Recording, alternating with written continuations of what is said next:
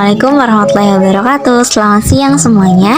Jadi hari ini kita akan belajar mengenai mata kuliah pelatihan dan pengembangan SDM. Kami dari kelompok 2 akan membahas tentang pelatihan strategis, di mana mata kuliah ini diempu oleh Ibu Dr. Nova Mardiana, SEMM.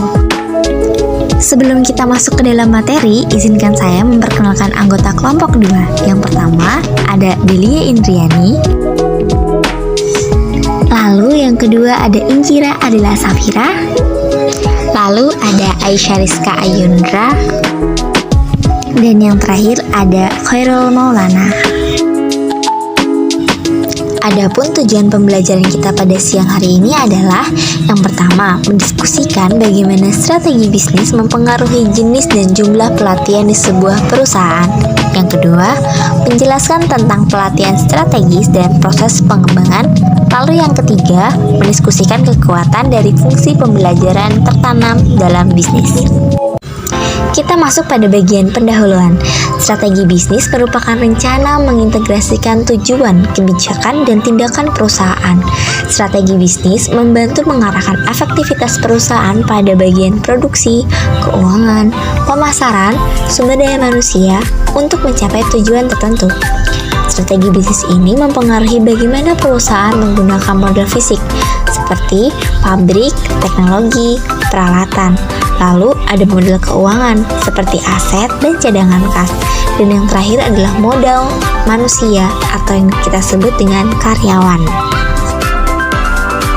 Selanjutnya kita masuk dalam pembahasan yang pertama, yaitu pembelajaran sebagai fokus strategis. Di sini, pembelajaran sebagai fokus strategis dibagi menjadi dua. Yang pertama yaitu organisasi pembelajaran. Organisasi pembelajaran adalah perusahaan yang memiliki kapasitas yang ditingkatkan untuk belajar, beradaptasi, dan berubah. Dalam hal organisasi, pembelajaran karyawan diharuskan mencari, berbagi, dan menerapkan pengetahuan juga keterampilan baru untuk meningkatkan baik pribadi mereka dan kinerja organisasi. Yang kedua, yaitu implikasi pembelajaran terhadap pengembangan sumber daya manusia. Dikarenakan perusahaan menyadari akan pentingnya nilai pelatihan dan pengembangan dan memandangnya sebagai bagian dari strategi pembelajaran yang lebih luas, sehingga diperlukan 7 kapabilitas utama, yaitu kapabilitas tersebut adalah yang pertama, penyelarasan tujuan pembelajaran dengan tujuan bisnis. Yang kedua, pengukuran dampak bisnis keseluruhan dari fungsi pembelajaran. Yang ketiga, melakukan pembelajaran di luar perusahaan dengan menyertakan pelanggan, vendor, dan pemasok. Yang keempat, fokus pada pengembangan kompetensi untuk pekerjaan yang penting. Yang kelima, mengintegrasikan pembelajaran dengan fungsi sumber daya manusia lain seperti knowledge, management, performance support, dan talent management. Yang keenam, pendekatan pencapaian yang mencakup pelatihan seperti e-learning. Dan yang ketujuh, mendesain dan melakukan penyampaian kursus bagi pengembangan kepemimpinan.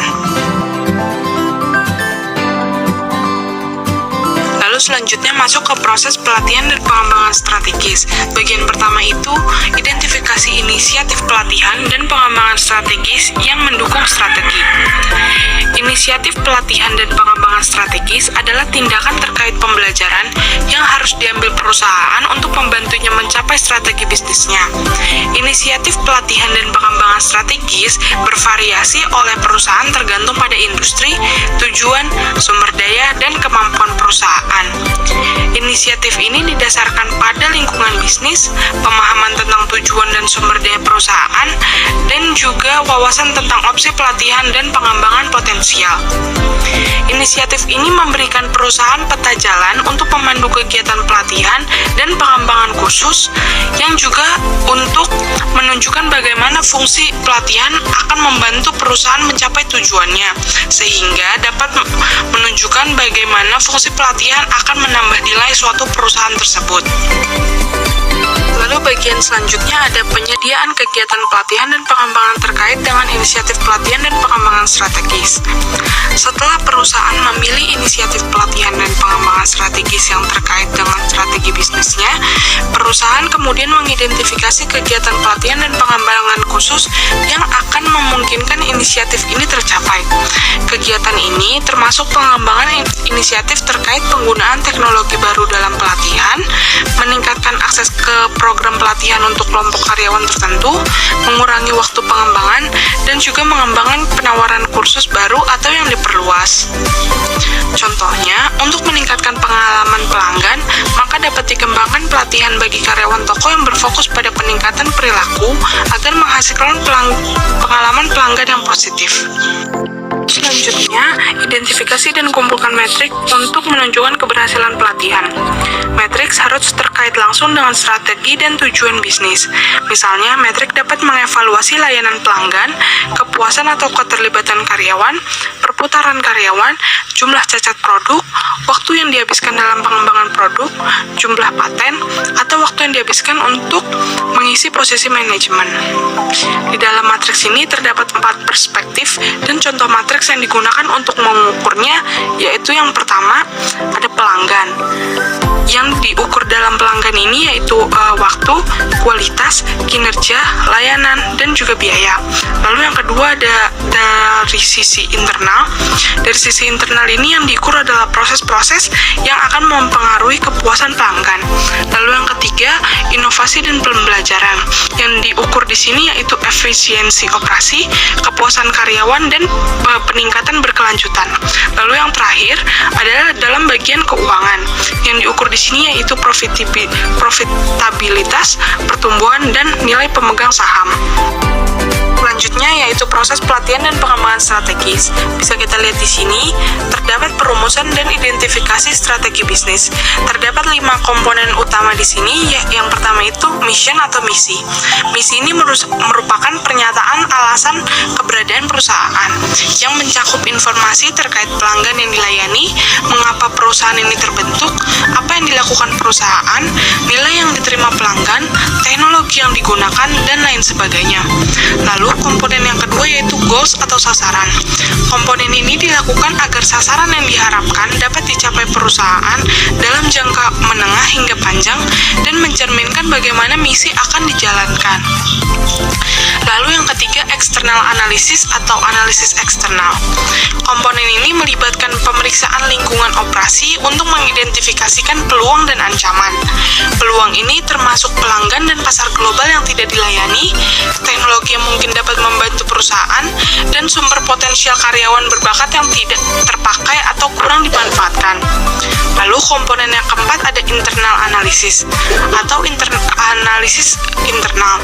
Komponen ini diupayakan agar mampu mengidentifikasi kekuatan dan kelemahan perusahaan yang biasanya difokuskan pada pemeriksaan kuantitas dan kualitas model keuangan, fisik, dan sumber daya manusia yang tersedia.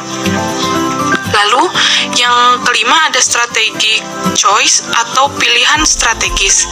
Pilihan strategis ini merepresentasikan alternatif strategi terbaik yang mungkin dibandingkan berdasarkan kemampuannya dalam upaya untuk mencapai tujuan perusahaan tersebut. Selanjutnya yaitu karakteristik organisasi yang mempengaruhi pelatihan.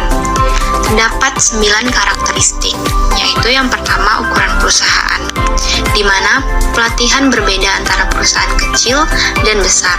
Sebagian besar pelatihan di perusahaan kecil biasanya bersifat informal dan di tempat kerja, sedangkan ketika perusahaan sudah mulai tumbuh dalam ukuran yang lebih besar, ada kebutuhan yang lebih besar untuk memberikan pelatihan dan pengembangan yang lebih formal untuk mempersiapkan karyawan saat ini untuk peluang promosi internal dan mempertahankannya. Yang kedua yaitu terdapat peran karyawan dan manajer. Peran karyawan dan manajer dalam suatu perusahaan dapat mempengaruhi fokus pelatihan, pengembangan, dan kegiatan pembelajaran. Secara tradisional, peran karyawan adalah melakukan pekerjaan mereka sesuai dengan arahan manajer mereka, dan karyawan tidak terlibat dalam peningkatan kualitas produk atau layanan. Yang ketiga yaitu dukungan manajer puncak. Manajer puncak di perusahaan dan anggota tim eksekutif lainnya memainkan peran kunci dalam menentukan pentingnya pelatihan dan pembelajaran di perusahaan. Hal itu karena manajer puncak bertanggung jawab untuk berperan aktif dalam mengatur pembelajaran, termasuk mengkaji tujuan dan sasaran, serta memberikan wawasan tentang bagaimana mengukur efektivitas pelatihan. Yang keempat yaitu integrasi unit bisnis, yaitu di mana sejauh mana unit atau bisnis perusahaan terintegrasi dapat mempengaruhi jenis pelatihan yang dilakukan. Dalam bisnis yang sangat terintegrasi, karyawan perlu memahami unit, layanan, dan produk lain di perusahaannya. Yang kelima yaitu kehadiran global. Untuk perusahaan dengan operasi global, pelatihan digunakan untuk mempersiapkan karyawan untuk penugasan sementara atau jangka panjang di luar negeri. Tantangan utamanya yaitu memastikan pembelajaran efektif untuk semua karyawan, terlepas dari bahasa yang mereka gunakan atau latar belakang budaya mereka. Keenam yaitu kondisi bisnis. Untuk perusahaan dalam lingkungan bisnis yang tidak stabil atau resesi, yang dicirikan dengan merger, akuisisi, atau disinvestasi bisnis, pelatihan mungkin ditinggalkan, diserahkan kepada kebijaksanaan manajer, atau menjadi lebih bersifat jangka pendek. Yang ketujuh yaitu praktik HRM lainnya.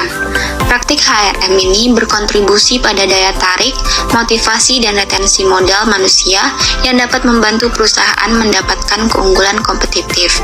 Pelatihan bersama dengan seleksi, manajemen kinerja, dan kompensasi mempengaruhi daya tarik, motivasi, dan retensi modal manusia. Yang kedelapan yaitu perencanaan sumber daya manusia. Perencanaan sumber daya manusia mencakup identifikasi, analisis, peramalan, dan perencanaan perubahan yang diperlukan di bidang sumber daya manusia untuk membantu perusahaan memenuhi perubahan kondisi bisnis. Dan yang terakhir yaitu keterlibatan staf dalam pelatihan dan pengembangan. Jika manajer tidak terlibat dalam proses pelatihan, misalnya dalam menentukan kebutuhan pelatihan mungkin tidak terkait dengan kebutuhan bisnis. Manajer juga mungkin tidak berkomitmen untuk memastikan bahwa pelatihan itu efektif, misalnya memberikan umpan balik kepada peserta tentang pekerjaan.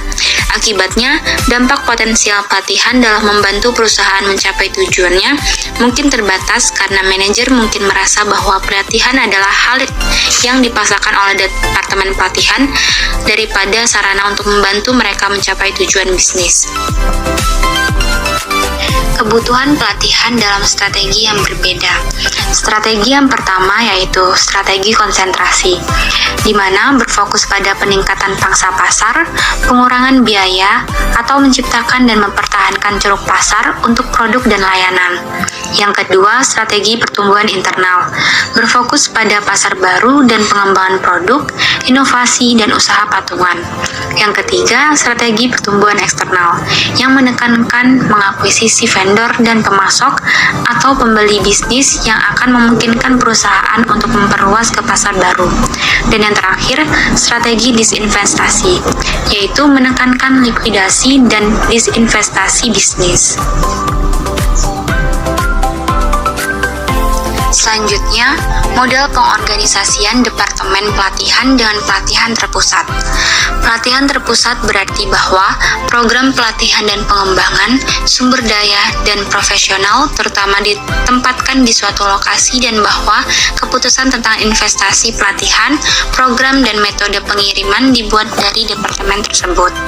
Keuntungan dari fungsi pelatihan terpusat meliputi membantu mendorong keselarasan yang lebih kuat dengan strategi bisnis yang memungkinkan pengembangan seperangkat metrik atau kartu skor umum untuk mengukur dan melaporkan tingkat kualitas dan pengiriman yang dapat membantu merampingkan proses, dan hal ini dapat memberi perusahaan keuntungan biaya dalam membeli pelatihan dari vendor dan konsultan karena jumlah peserta pelatihan yang akan dilibatkan. Selanjutnya yaitu Corporate University atau Universitas Pelatihan Perusahaan, yaitu untuk mendapatkan keuntungan dari pelatihan terpusat, banyak perusahaan menggunakan universitas korporat termasuk karyawan, manajer, dan pemangku kepentingan di luar perusahaan termasuk perguruan tinggi, universitas, dan sekolah menengah. Universitas korporat dapat membantu menjadikan pembelajaran lebih strategis dengan memberikan misi dan visi yang jelas untuk pembelajaran dan memastikan bahwa itu selaras dengan kebutuhan bisnis. Baiklah, selanjutnya masuk kepada fungsi pembelajaran tertanam bisnis. Fungsi pembelajaran yang tertanam bisnis yang tadi dengan 5 kompetensi. Kompetensi yang pertama yang namanya arah strategis, di mana menyebarkan secara luas misi yang diartikulasikan dengan jelas dan mengakui bahwa basis pelanggannya tersegmentasi dan memberikan solusi yang disesuaikan dengan kebutuhan kliennya. Yang kedua yang desain produk, di mana desain produk ini menggunakan perbandingan dan desain inovatif lainnya serta menerapkan strategi untuk mengembangkan produk dengan cepat yang melibatkan pemasok secara strategis. Yang ketiga yakni fleksibilitas struktural, di mana mempekerjakan profesional berfungsi sebagai instruktur produk dari kelas manajer dan kelas konsultan internal. Yang selanjutnya pengiriman barang. Pengiriman barang ini seperti menawarkan menu pilihan pembelajaran dan memberikan pelatihan di tempat kerja. Yang terakhir yakni akuntabilitas untuk hasil, di mana percaya bahwa setiap karyawan harus bertanggung jawab atas pertumbuhan pribadi mereka, memberikan tindak lanjut pada pekerjaan untuk memastikan bahwa pembelajaran terjadi dan menganggap manajer sebagai pemain kunci. Selanjutnya pembelajaran, pelatihan, dan pengembangan dari perspektif model perubahan. Ada banyak alasan mengapa perusahaan terpaksa berubah, termasuk pengenalan teknologi baru, kebutuhan untuk lebih memanfaatkan keterampilan karyawan dan memanfaatkan tenaga kerja yang beragam, atau keinginan untuk memasuki pasar global. Dan selanjutnya yang 4 kondisi yang diperlukan untuk terjadinya perubahan, yang mana yang pertama karyawan harus memahami alasan perubahan dan setuju dengan alasan tersebut. Yang kedua, pegawai harus memiliki keterampilan yang dibutuhkan untuk mengimplementasikan perubahan. Yang ketiga, yakni karyawan yang harus melihat bahwa manajer dan karyawan lain dalam posisi berkuasa dan mendukung perubahan struktural organisasi seperti kompensasi dan sistem manajemen kinerja harus mendukung perubahan. Selanjutnya, pelatihan oleh outsourcing. Pengadaan mengacu pada penggunaan perusahaan luar atau perusahaan eksternal yang bertanggung jawab penuh dan mengendalikan beberapa kegiatan pelatihan dan pengembangan, atau yang mengambil alih semua atau sebagian besar pelatihan perusahaan, termasuk administrasi, desain, pengiriman, dan pengembangan. Pengendalian proses bisnis mengacu pada outsourcing dari setiap proses bisnis, seperti human resource management, produksi, ataupun pelatihan. Jadi, kesimpulan dapat kita ambil, agar pelatihan dapat membantu perusahaan mendapatkan keunggulan kompetitif, pelatihan harus membantu perusahaan mencapai tujuan dan sasaran bisnis serta strategi yang berbeda seperti konsentrasi, pertumbuhan internal, pertumbuhan eksternal, dan desain investasi. Mempengaruhi tujuan bisnis dan menciptakan kebutuhan pelatihan yang berbeda. Selain itu, diskusi tentang berbagai model fungsi pelatihan, karena pelatihan memberikan kontribusi yang lebih besar terhadap pencapaian strategi dan tujuan bisnis. Model universitas bisnis dan universitas korporat akan menjadi lebih lazim, karena pembelajaran, pelatihan, dan pengembangan melibatkan perubahan dan kondisi yang diperlukan bagi manajer serta karyawan untuk menerima dan memperoleh manfaat dari program baru. Berikut merupakan salah satu contoh perusahaan yang ada di Indonesia yang melakukan pelatihan strategis dengan pelatihan pengembangan sumber daya manusia yang dimiliki oleh para karyawannya, di mana diharapkan dari pelatihan tersebut akan memberikan dampak yang baik bagi perusahaan juga baik untuk karyawannya.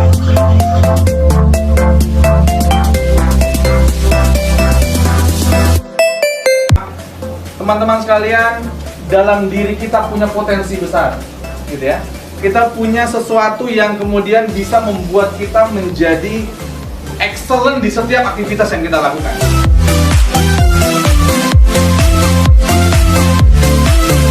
Setiap karyawan memiliki kesempatan untuk mengembangkan karirnya sesuai dengan bakat dan kapabilitas mereka dalam memimpin yang disesuaikan dengan kebutuhan di perusahaan. Nah, itu tadi merupakan penjelasan dari materi pelatihan strategis dari mata kuliah pelatihan dan pengembangan sumber daya manusia. Terima kasih atas perhatiannya. Bagi teman-teman yang ingin bertanya atau memberikan pendapat, kami persilakan. Kami akhiri. Wassalamualaikum warahmatullahi wabarakatuh.